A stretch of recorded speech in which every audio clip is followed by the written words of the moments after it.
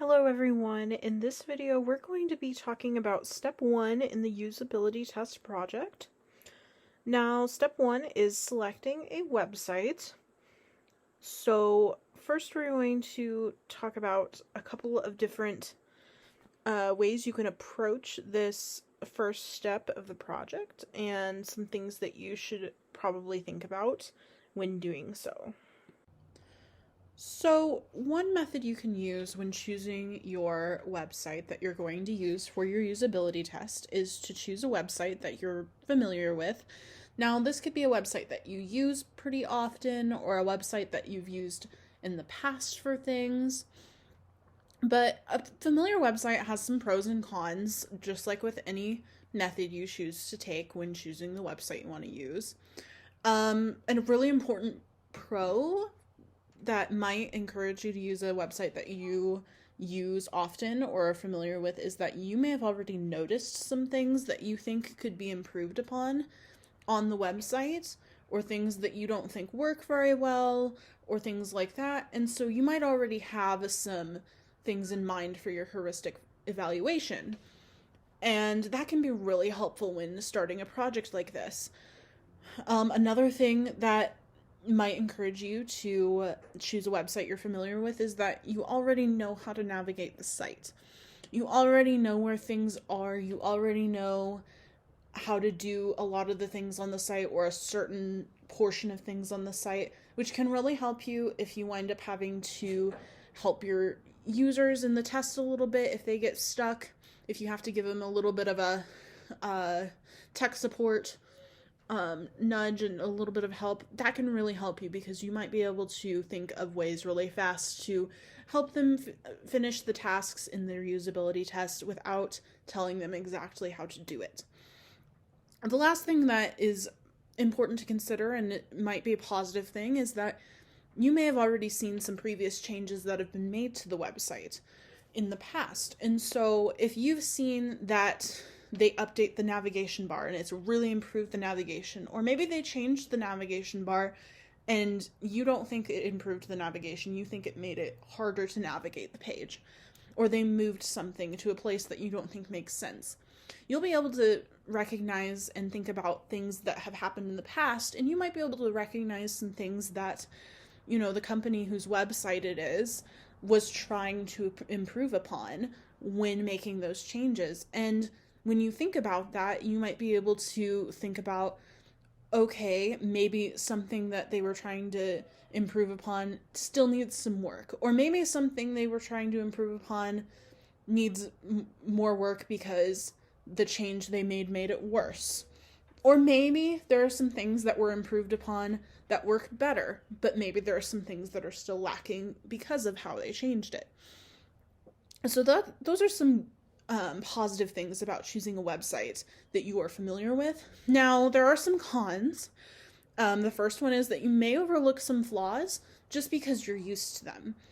And you may not recognize immediately that there are some things that could be improved upon that you use all the time, and because you're used to them, you may not see them as some flaws that should be improved upon just because you're used to them. Another thing is that you may not look for any flaws outside of the area you normally use in the website.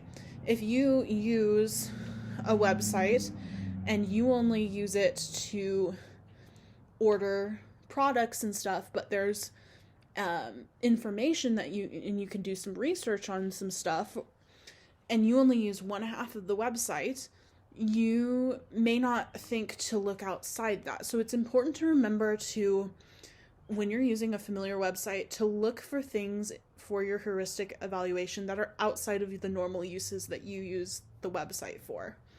And the last thing is that you may be a little bit biased.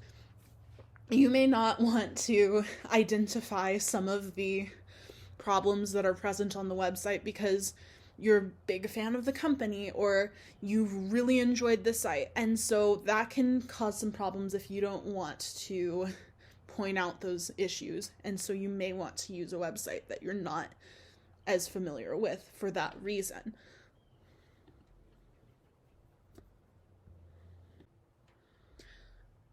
Another approach you can use is to choose an unfamiliar website to conduct your usability test. So, one of the really positive things about this is that if you are visiting a website for the first time, or for the first time in a while even, your first impression could bring a lot of some areas of improvement to your attention immediately, because you will be navigating it for the first time and you will see, oh, I wish that I could do this way. Or I think that it would be better if, there was a search bar, or whatever the thing is. And so your first impression could give you a lot of help. First impressions are important in pretty much every situation. And if your first impression is that something doesn't work very well, or something could be improved upon, it could be a really great thing to have in your heuristic evaluation and to use in your usability test. Another pro is that you can more easily give an unbiased assessment of the website. It's not a website you use a lot. You're not attached to it. You're going to be able to look at it and say, okay, this is the reality of what's happening on this website, and you're not going to feel bad for pointing out the flaws because you use the website all the time. Some cons in using an unfamiliar website. One thing that is really important and maybe a deal breaker for you is everything is completely new to you initially, and this can lead to it taking a little bit longer for you to evaluate the website, just because you haven't seen all the nooks and crannies before.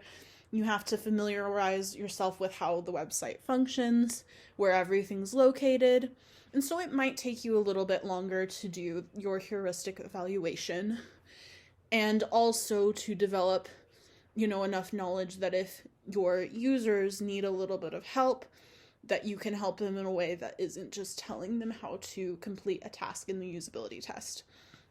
The final con of this is that finding in areas of improvement may be initially difficult if you don't understand the site's purpose, or you don't know what it is yet. You may have to do a little bit more digging to complete your heuristic evaluation again, just because you don't know as much about the site.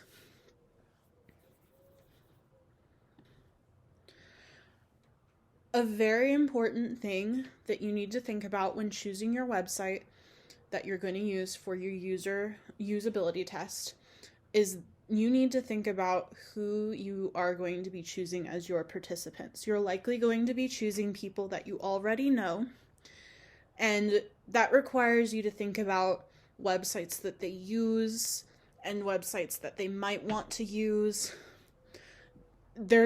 It's very important to think about whether your users already use the site that you choose. And the reason for this is because if they already use the website, it could affect the results of your usability test.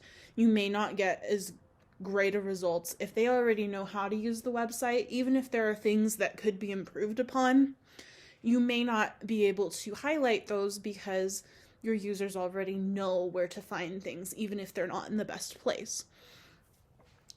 And you also want to think about if they don't use this site, and hopefully they don't use it very regularly or at all. If they don't use the site, you want to think about if the site would be a site that they would at least be interested in using. If you're conducting a usability test of a grocery shopping app, think about whether that person's actually going to use the app. And of course, you don't have to be as specific or as strict about this for your usability test, but it does help if your users at least might have some kind of interest in using the application that you're testing. You also want to think about the variety of people. You don't want to just pick people necessarily that are a part of one demographic group. You could pick another college student, and you could pick somebody who's working and has children, and you could pick someone who is working and travels a lot.